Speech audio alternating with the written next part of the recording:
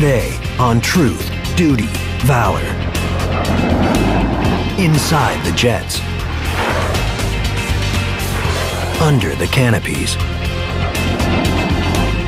Behind the masks.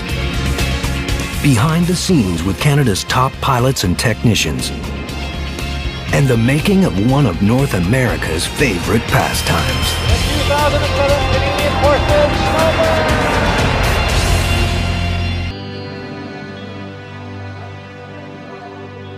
The Comox Valley, a majestic blend of snow-peaked mountains and glassy water.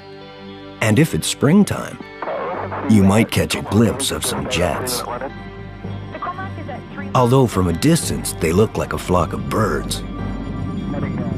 When they get closer, there's no mistaking their identity. Gracing air shows across North America. Blazing through the skies at speeds up to 600 kilometers an hour. They are Canadian icons. They are the Snowbirds.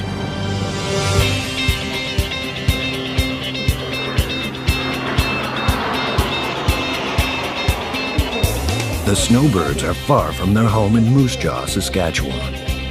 Being away from home is something this team has to get used to.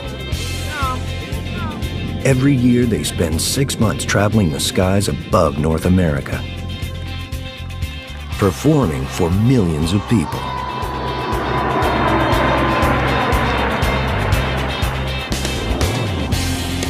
Their show is made up of 50 maneuvers. All must be flown with precision. Putting on this type of show takes a lot of hard work, endless practice, great skill. Before the team presents the show to the public, they spend 6 months at home learning their routine.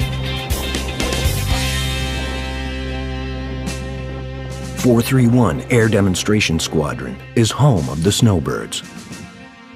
Approximately 80 Canadian Forces personnel make up the squadron, but only 24 comprise the show team. Every year the show is different. Every year they start from scratch. The 6-month training period in Moose Jaw is intense. Major Rob Mitchell is leading this year's team. He's a former F-18 fighter pilot and a third-generation military pilot. It is very intense. In fact, because we do switch over approximately a third of the team every year, 3 of the 9 pilots every year, we have to start over, right at the very basics. And we adopt a building block approach where we start with just a couple airplanes and we have them doubled up, so the experienced pilots flying in the same cockpit as the new pilots and showing the tricks. Snowbird pilots undergo a rigorous series of tryouts. One of the most sought-after professions in the Canadian Forces is being a pilot. Few make the grade. Even fewer will wear the coveted red flight suit of the Snowbird pilot. The team builds their show over the prairies.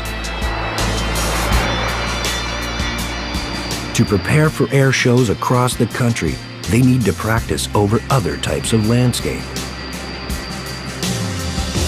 Captain Mike French is in his 3rd year with the team. We'll fly this year anywhere from sea level in Halifax and Victoria and Comox to Reno, where it's 4,500 feet above sea level, and the air is a lot thinner. The airplanes don't perform as well, and it'll be anywhere from cold like it is today to up to 100 degrees Fahrenheit. For their last 2 weeks of training, the team heads to the most difficult type of terrain for aerobatic flying. Over Comox, British Columbia. Here they fly over glassy water. A high-risk environment where it's easy to lose your bearings.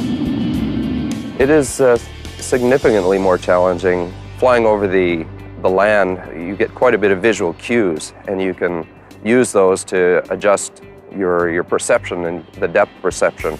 And in many ways, you're looking visually out the window, and with your eyes, you can see how high you are off the ground when you're coming out of the bottom of a loop, for example. And over the water, you don't have those cues at all. Comox is the team's last training stop before their 6-month tour across North America. The technicians work up to 10 hours on the jets every day. It's critical that the jets are in perfect condition. Being a Snowbird technician requires the highest degree of maintenance expertise. The Snowbirds fly the CT-114 Tudor. Keeping the jets in top condition during the show season is challenging. Master Corporal Tim Collis is the deputy crew chief for the Snowbirds. He's been on the team for 3 years.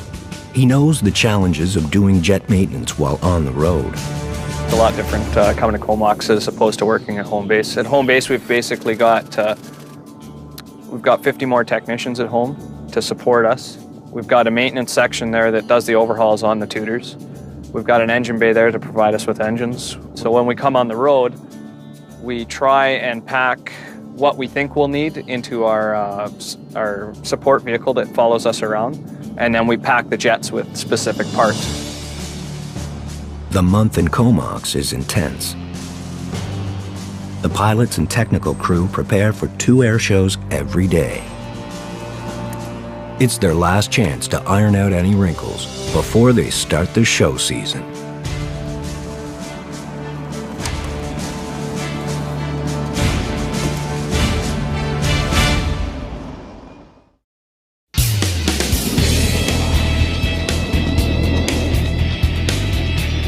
The Snowbirds practice their show twice a day during their intense training period in Comox. This is their final boot camp before they begin their 6-month tour across North America. The pilots get ready for their second practice show of the day.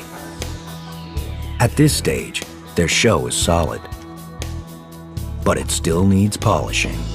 Before every show, we prepare, and we go through an entire briefing. We talk about the maneuvers we're going to do and any changes to anything that happened on a previous show that we didn't like. Basically what we've got right now is a high show with no 7 in there as well. In each 1-hour briefing, last-minute details of the show are discussed. Nose tail work going on. And then everyone pays razor-sharp attention. So I'd like to go through the no 7 show with you first off. So there was the low show option. We're not going to brief that, but the high show option, just so you guys are on board with it. The opener, the responsibility for spacing falls to 6. With aerobatic flying, there's little room for error. Captain Mike French is Snowbird number 7 and the team's training officer. And that should be it. Just note for the taxi in. For him, being selected to fly with the Snowbirds is a childhood dream. I'm from Langley, BC, so just next to Abbotsford, and I grew up going to just about every Abbotsford air show there ever was. And you know, I watched the Snowbirds since I was 3 years old. I used to hide under the blankets and cry when they flew over because they were too loud.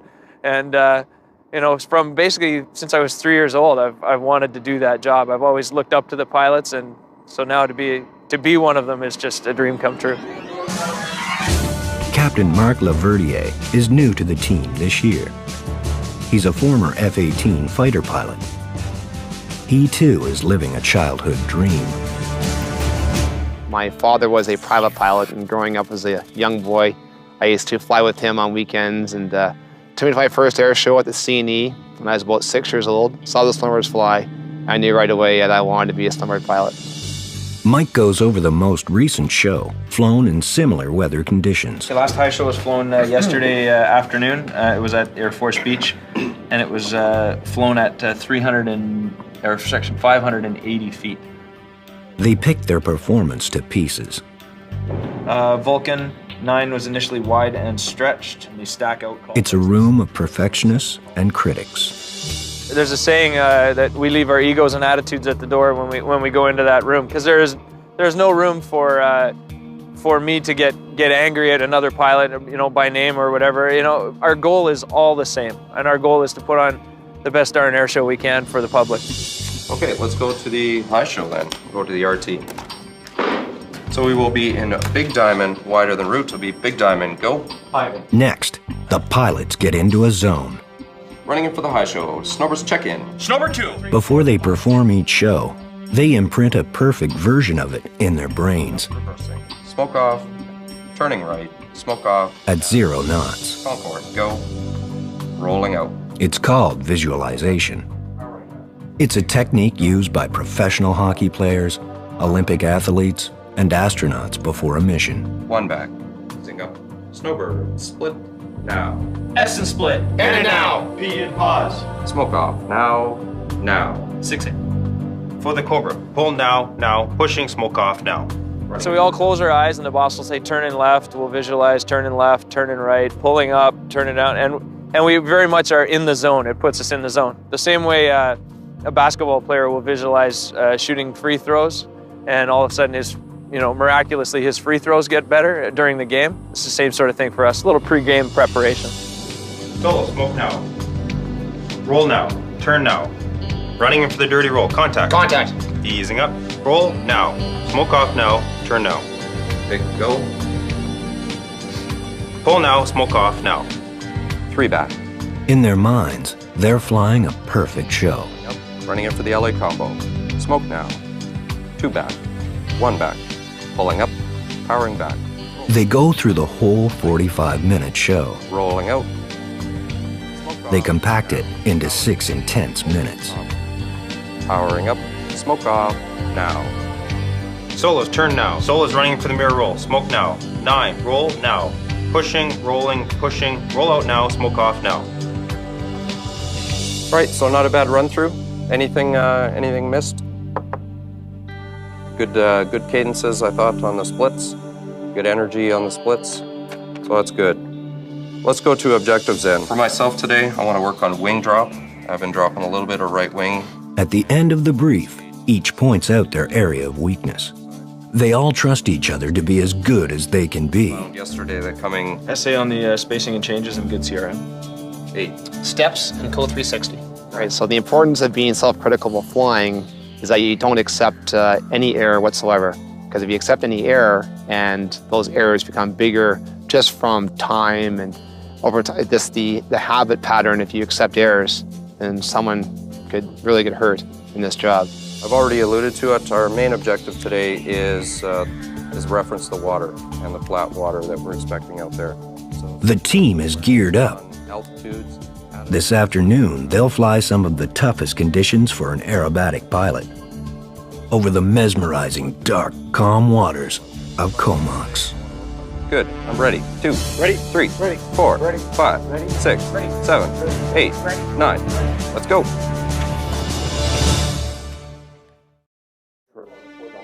Yeah, so we want to be, if we were just flying on the field. While the pilots contemplate their air show, the techs are focused on the jets.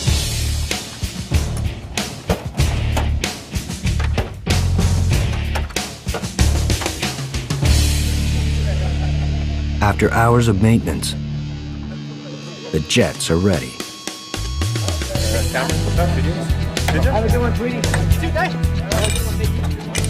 Trust is high between the pilots and the ground crew. It has to be. On this team, everybody's life is in everybody else's hands. 2 wings, engine, I think it's good. Yeah. During the show season, the pilots and techs travel together by jet. So they're a 2-seater jet, so there's a pilot and a technician in each plane. And absolutely, once the cockpit's closed, you get that crew concept. And as you fly with your pilot throughout the year, you get very tight with them. And you do a lot of things with your pilot, and they have the utmost faith in you. They expect you to go out there and ensure that their aircraft is 100% ready to go every time so that they don't have to worry about it. So there's the trust, the professional trust, and then there's the personal trust. I really gotten to know this person, in my case, flying with the crew chief, Sergeant Shillingford, that I know her as a person and I trust her as a person. And I guess it adds to the professional trust as well.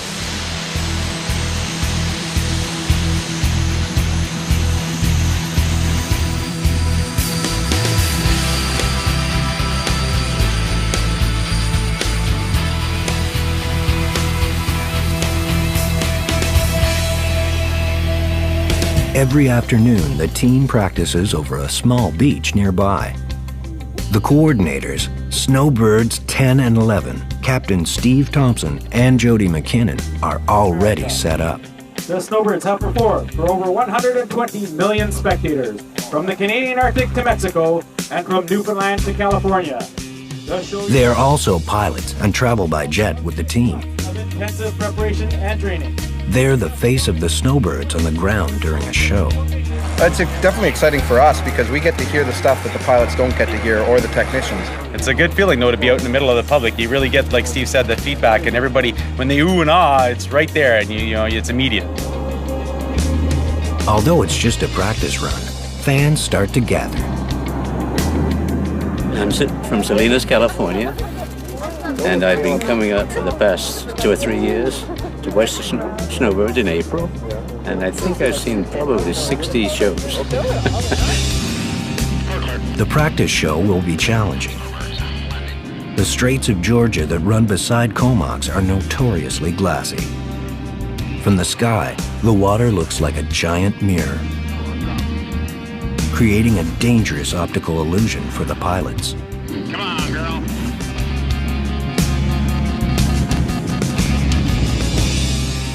And now, look straight ahead for the 9 twinkling lights of the Canada Goose formation. And listen in as Major Rob Mitchell calls for the team's check-in. Bring it to high show, so let's check in. 7, 2, 8, 4, 5, 6, 2, 5. On now, come up now.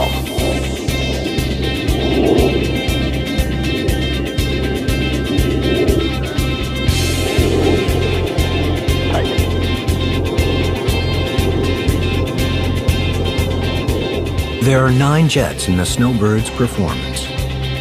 Most have a mirrored position, except the guy at the front. The lead plane, number 1. Everyone is riding on him. He has to be predictable. They call him the boss. I'm the ringleader, the one calling the shots in many cases in the air and orchestrating the choreography that we're actually going through in the aerial demonstration. A former Snowbird pilot always fills the position of the boss. 6 years ago, Rob flew the number 7 position.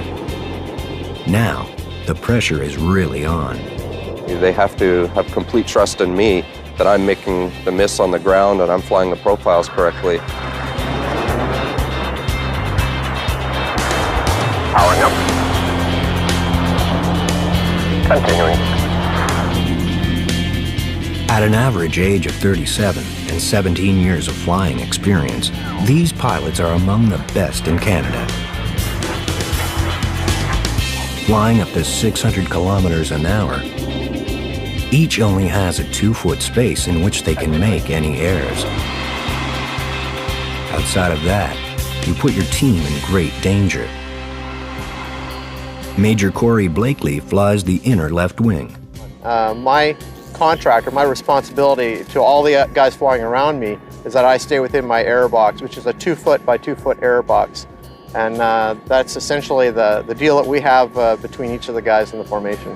From my position, Snowbird 3 sits, his tail sits 5 feet above my nose. And I completely ignore him, and he trusts that I won't hit him. I spend most of my time looking beside me at Snowbird 4 and ahead at Snowbird lead. With such sharp focus, Rolling out.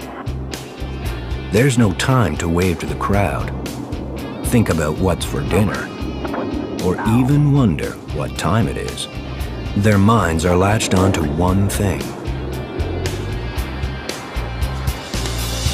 I'm just focusing on the maneuver I'm doing. There's not much room to focus on anything else. The best analogy I can give you for what it's like to fly formation from my position would be rush hour traffic, say 4 lanes of rush hour traffic, and you all put your foot on the gas at the exact same time, and you don't look at the guy in front of you, but you stare 2 feet, you drive 2 feet from the wheel of the guy beside you, and you trust that the guy in front of you is not going to put on his brakes, the guy beside him isn't going to put on his brakes, and you all try and drive at the same speed together. Coming up, the team splits up for their most challenging maneuvers.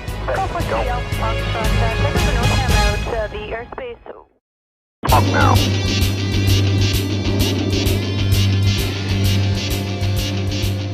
Each air show is 45 minutes long 52.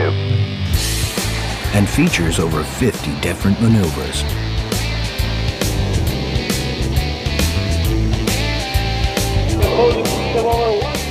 After many graceful 9-jet formations, the team breaks up for some of the more challenging moves. Smoke off. Now.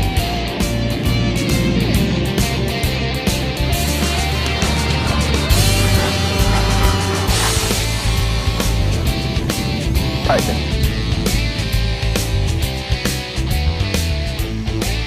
For the close part of the show, the solos become the daredevils of the team. Their closing speed is 1,000 kilometers an hour, and they miss each other by just a few meters. It takes skill, and it's hair-raising to watch.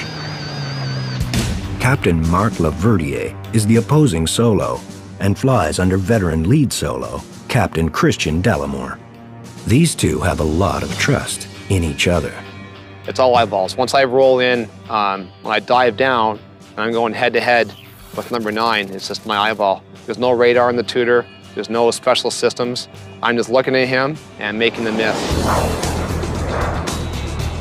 Mark enjoys the challenge of being one of the solos. My favorite and trickiest maneuver is the mirror roll. And what the mirror roll is when number 9 rolls inverted, I fly right underneath him, and then we roll so that I'm inverted, he's right side up, and then back again so that he's inverted, I'm right side up. I plug in, I'm actually looking straight up to the top of my canopy, and our canopy, our wings are perfectly matched. I'm right below him, and our T-tails are only a matter of feet apart. And it's a lot of fun. It's definitely one of the most challenging maneuvers I've done in my aviation career, from flying float planes to flying fighters, doing this. It's definitely one with the least room for error. Everyone on the team has their personal favorites. One of them that's my favorite is the Vulcan bottom side. And I like it just because I'm way out on the outside and I go from needing full power to almost no power in that whole maneuver. So it's just such a big formation, and when the crowd sees it, it looks like we're all tied together on a string. So I like how graceful that is.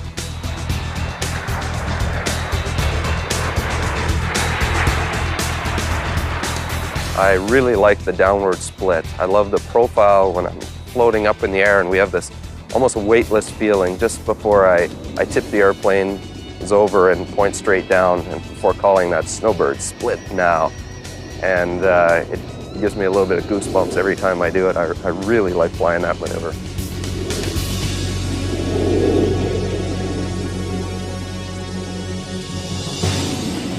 During the show, the pilots become drenched in sweat.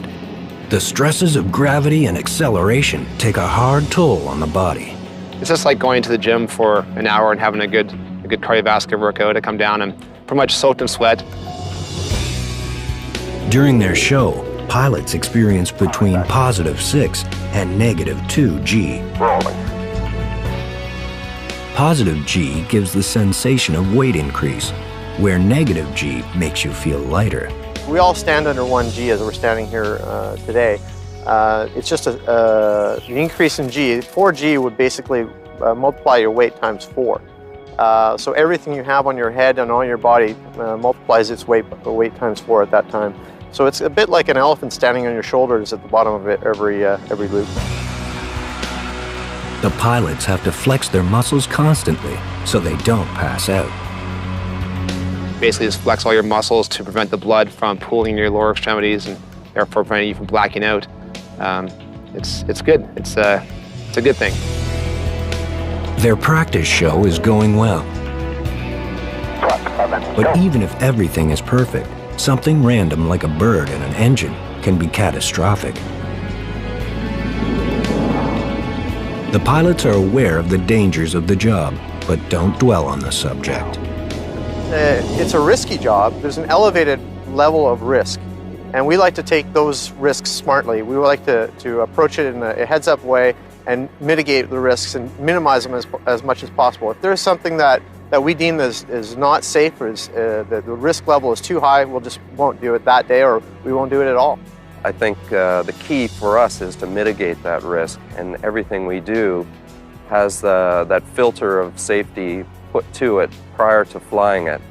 And in some cases, some of the things that look dangerous out there are in fact visual illusions, and they look more dangerous than they probably are. Because that ultimately, as I've said, is very key for us, is to make the show safe for ourselves, but more so for the people watching the show.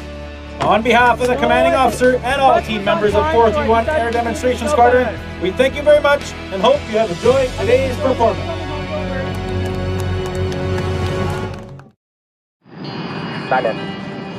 Another practice show is a success. Good job, guys.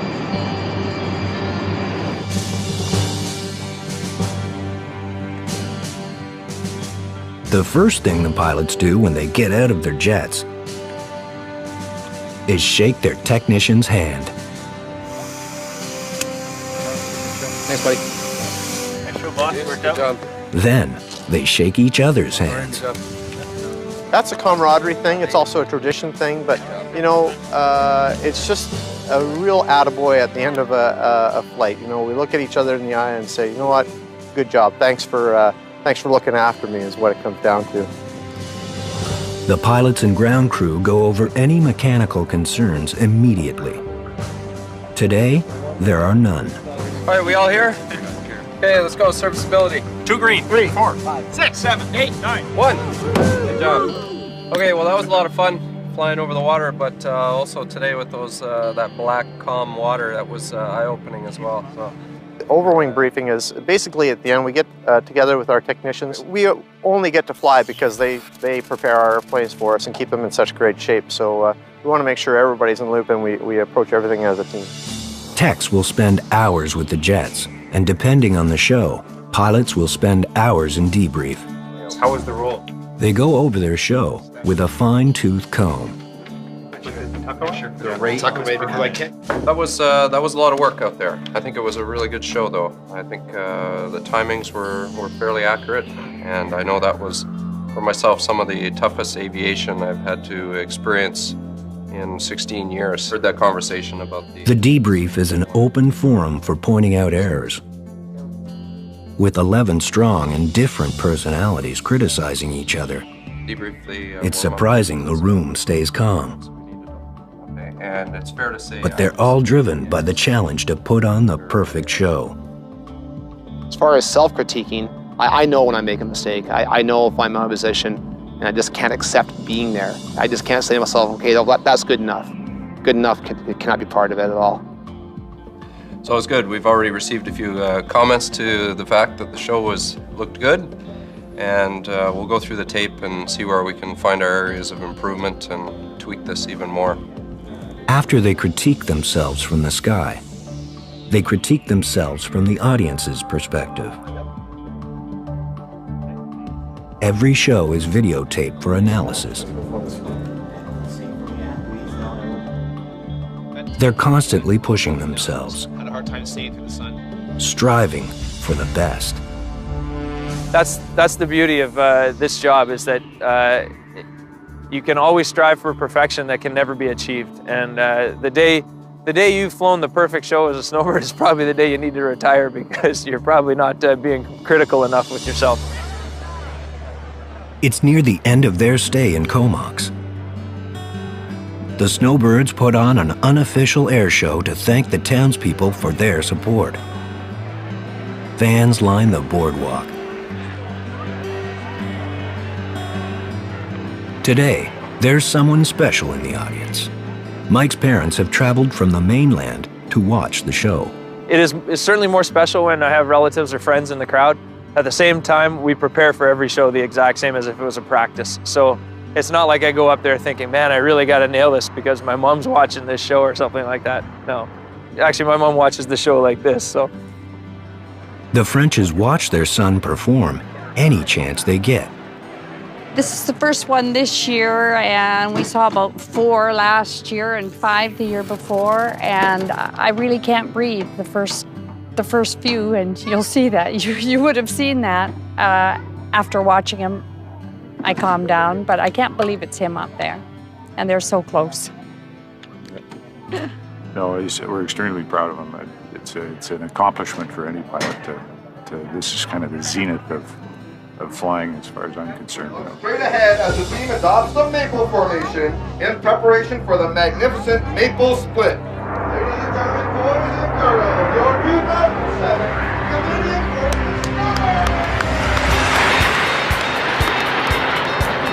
The team is only weeks away from the beginning of their show season. After half a year of intense training, they're excited to get started. Are we ready? Yes, we are. You know, certainly I think what you saw today in our practice shows that we're ready to go out. I'm extremely pumped to hit the road. In fact, I think about it almost every waking hour while we're out here and focused on this training season. When we get out on the road, then we get to fly. All we're doing is flying and meeting the public, traveling all over North America, and really getting out to see the public. And that's there's no better job in the world. There are inherent risks to flying, no matter how much effort is put into safety. And accidents do happen. 1 month later, tragedy strikes the team. The team was practicing one last time before their first air show of the season. For reasons still unknown, Captain Sean McCaughey's jet crashes. He becomes the 6th pilot to die in a plane crash in the squadron's 37-year history. The team loses a dear friend and a great pilot. The loss is devastating.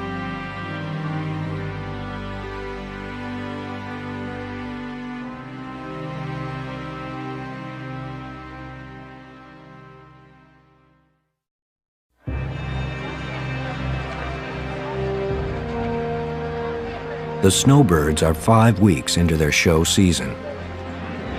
But this is one of their first show locations. After taking time out of the show season to grieve the loss of a fellow pilot, the team is now back in the air.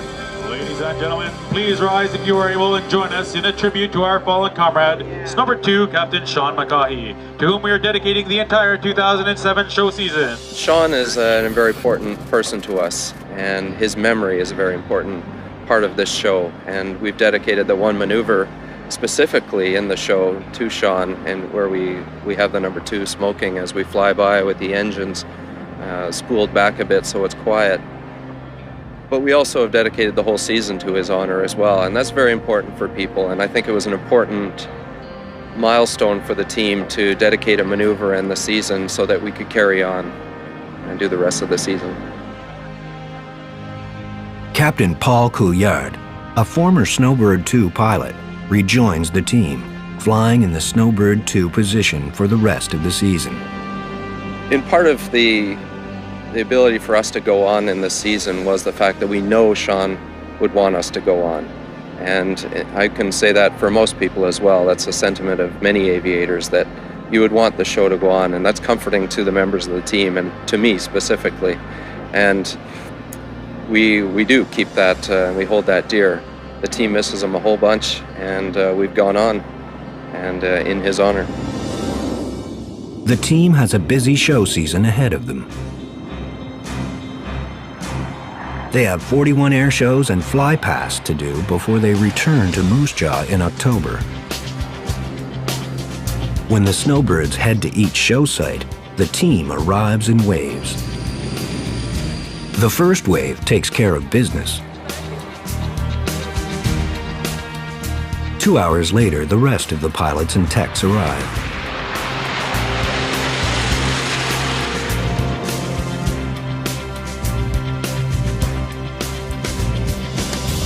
From the moment they step out of their jets, they're busy. All right, everybody, welcome to Kingston. Tomorrow is a show day. Brief is at 16:15 for an 1800 smoke on. Our briefing room is Central Airways, which is the SO, which is just to the south. the public relations part of their job begins. They have no idea what awaits them until they land. Well, we fly into a new show site. The coordinators are already there beforehand. Our public affairs officer gets in there. They get air about 2 hours before us. And they have everything set up, so when we show up, it's very much, we really don't know what's going on. You know, you can go from all of a sudden finding out that you're doing a school or hospital visit to, hey, and next thing you know, you're sitting down doing a photo shoot for a billboard with a seatbelt ad on. So you know, I got a little taken back by that. It was good.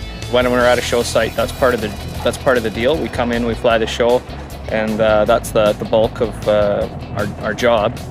But afterwards, we also attend functions within the community to get the word out there about the Canadian Forces and the jobs and the exciting careers that we have. For every airshow site, the team is scheduled for appearances. Sometimes it's enjoying cocktails with supporters and fans. Other times, it involves brightening some people's days.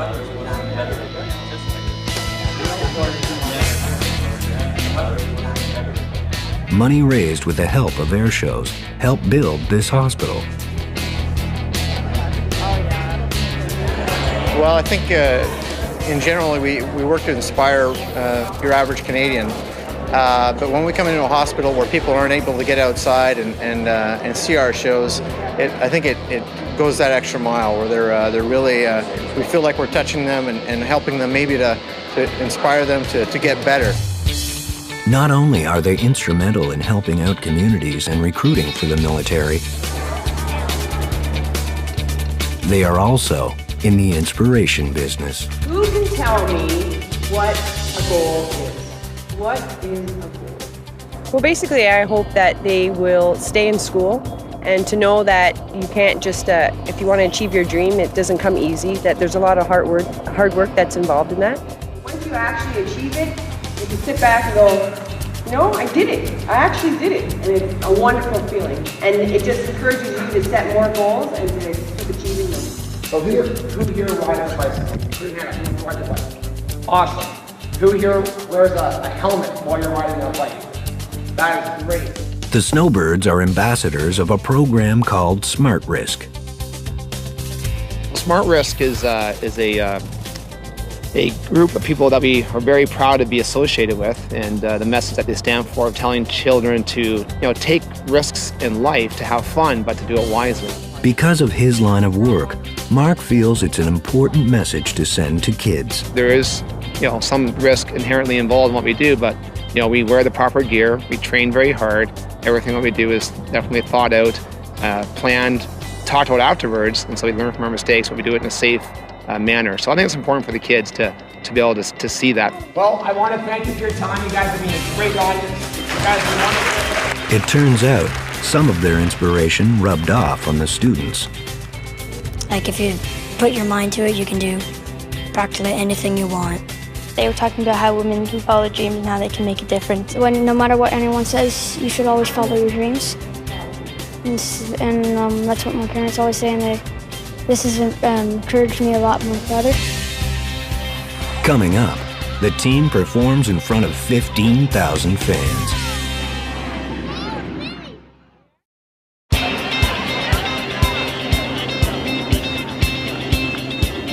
Air shows are one of North America's favorite pastimes. Often, the event is like a festival, with many aerobatic performers from all over the continent. But for their next show, the Snowbirds are the only act. Their next show is in Kingston, Ontario. The terrain challenges their training in Comox, flying over water. But today, the water isn't the issue, the smog is. The haze limits the horizon, and many of the maneuvers that we do, we use the horizon as our reference. So one can be tricked into rolling cues and other visual perceptions without a very accurate horizon. An estimated 15,000 people gather to watch the show. including the family of one of the pilots. Yeah, it's pretty cool. I have twin 3-year-olds, and we have these little Snowbird flight suits that we had made for them. So it's kind of cool to have them down on the ground, knowing that they're watching me.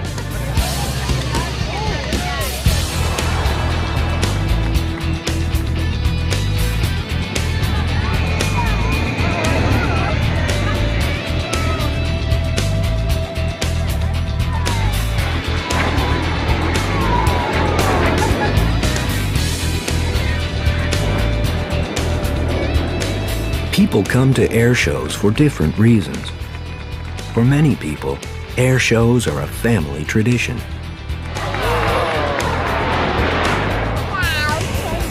Yeah, well, my mom and dad would bring myself and my sister, and yeah, so I guess your mom and dad did the same thing? That's right, so now we're carrying it on with Abby. Oh, just it's worth coming to see. Snowbirds are put on a great performance, and it's really worth coming to see. I come out to support the troops and the guys because I know they're putting in a solid effort and they're really giving it. And the precision flying is awesome. It's a lot of fun to watch. Plus, I've been coming since I was a kid. It's a nice family event. It's fun, and you feel patriotic when you watch it. One of the best compliments I think that we get from our fans is that they say that you make us proud to be Canadian. And I mean, there's nothing better than that. They tour the country like rock stars and spend a lot of time together on the road. The team has fun during their show season. Although rewarding, life on the road can be lonely. Many have loved ones they rarely get to see. Living your dreams often comes with sacrifices. Do you think you can handle that, Callum, going into grade 1? I know it's gonna be hard. No, I know you can do it though. We really appreciate the winters where we're home with our family.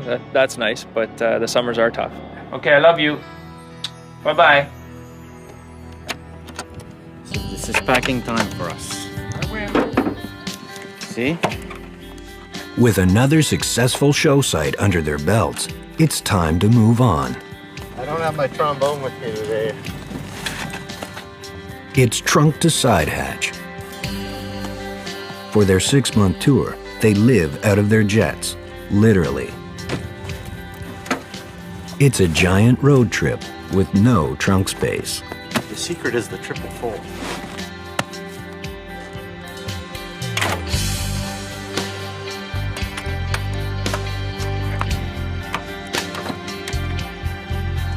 The boss is lucky there's more room on the other side.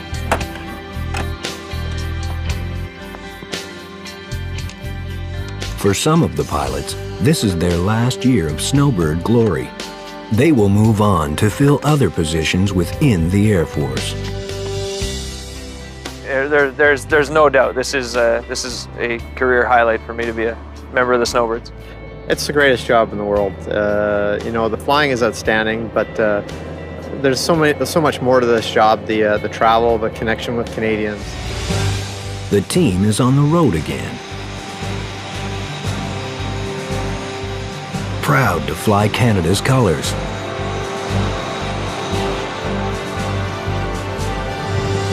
Proud to display the military's professionalism. And proud to be role models and icons. They are one of the most watched shows in North America. The Canadian Forces Snowbirds.